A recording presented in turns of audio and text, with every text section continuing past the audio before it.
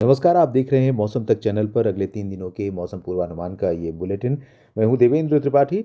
दोस्तों, आज तारीख 27 दिसंबर है। 27, 28, 29 दिसंबर 3 दिन में मौसम कितना बदलेगा ये हम समझने का प्रयास करेंगे।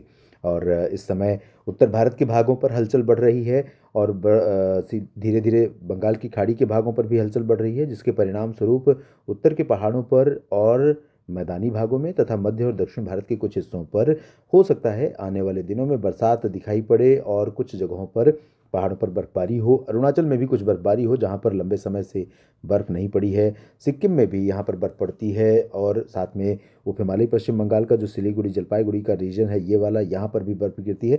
ये हिस्से ऐसे होते हैं जहाँ पर थोड़ी बहुत बर्फ गिरती है। और यही नहीं, जब वेस्टर्न हिमालयन रीजन में, जहाँ पर अच्छी खासी बर्फ आमतौर पर लद्दाख, गिलगित बाल्टिस्तान, मुजफ्फराबाद और जम्मू कश्मीर, हिमाचल, उत्तराखंड, इन सभी भागों पर देखने को मिलती है अक्टूबर के बाद से। नवंबर, दिसंबर और जनवरी में खास तौर पर।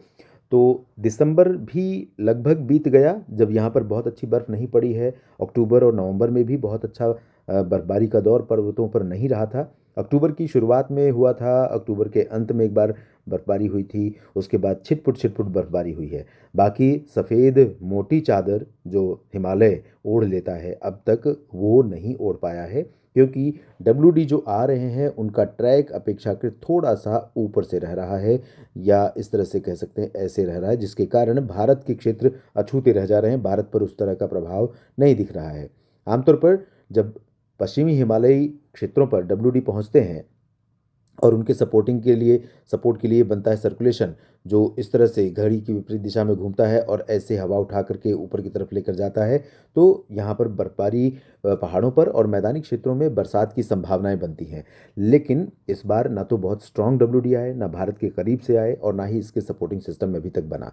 हालांकि एक सिस्टम इस समय बना हुआ है डब्ल्यू के रूप में, और इसका प्रभाव वेस्टर्न हिमालयन रीजन पर और साथ में कुछ मैदानी हिस्सों पर दिखाई पड़ेगा।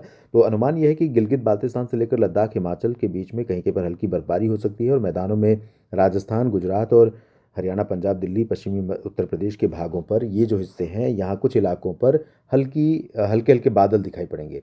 बारिश के लिए अभी बिल्कुल मत सोचिए। उत्तराखंड में भी और पंजाब, हरियाणा, दिल्ली, चंडीगढ़ से लेकर के वेस्ट यूपी या राजस्थान, गुजरात, इन भागों पर जो बादल नज़र आने वाले हैं आज दिन में भी और रात तक, ये बादल हल्के हल्के रहेंगे और हल्की लेयर ऐसे बनती रहेगी। बादल आगे निकलते रहेंगे और इन बादलों से थोड़े समय के लिए कहीं कहीं पर धूप फिल्टर होती रहेगी। बाकी परिवर्तन मौसम में और कुछ नहीं होगा।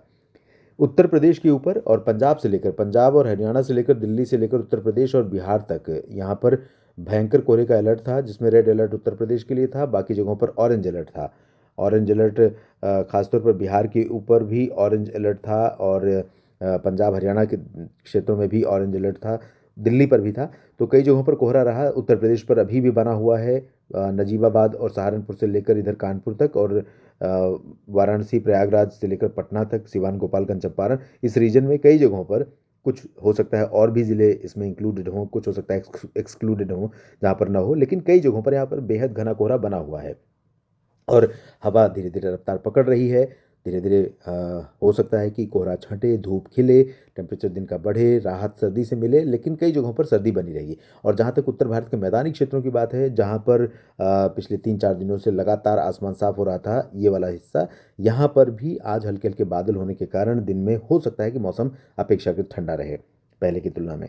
और नीचे की तरफ दक्षिणी राजस्थान तथा मध्य प्रदेश के दक्षिणी क्षेत्र और हरियाणा, इधर छत्तीसगढ़, उड़ीसा के दक्षिणी भाग, यहाँ पर हवाएं थोड़ी सी अपेक्षाकृत कम सर्द हवाएं हैं, जो बंगाल की खाड़ी की तरफ से आ रही हैं।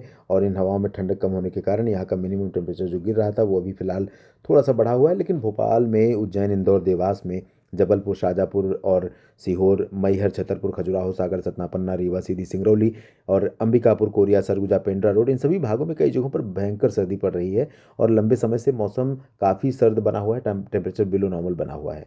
उड़ीसा, छत्तीसगढ़ के अधिकांश भागों पर, यहाँ सब जगहों पर उत्तर की हवाओं का प्रभाव होने के कारण मिनिमम टेम्परेचर बिलो नॉर्मल रहेगा। नीचे की तरफ आज बादल रहेंगे इधर तमिलनाडु और केरल में, और कुछ जगहों पर यहाँ बरसात हो सकती है, लेकिन तटों पर ही संभावना है। तमिलनाडु और आंतरिक रीजन जो केरल के हैं, कर्नाटक या फिर आंध्र प्रदेश और तेलंगाना के, और साथ में गोवा और महाराष्ट्र के, इन सभी भागों पर ड्राई वेदर रहेगा, हल्के हल्के बादल दिखाई पड़ सकते हैं। अब किस तरह का मौसम 28 को रहेगा, आइए जानते हैं। दोस्तों 28 को डब्ल्यूडी का प्रभाव थोड़ा सा बढ़ सकता है कुछ एक जगहों पर, और उत्तराखंड पर भी कुछ बादल पहुंच सकते हैं। केदारनाथ, बद्रीनाथ समेत उत्तरकाशी, चमोली, गंगोत्री और इधर जम्मू, श्रीनगर तक बादल पहुंच सकते हैं।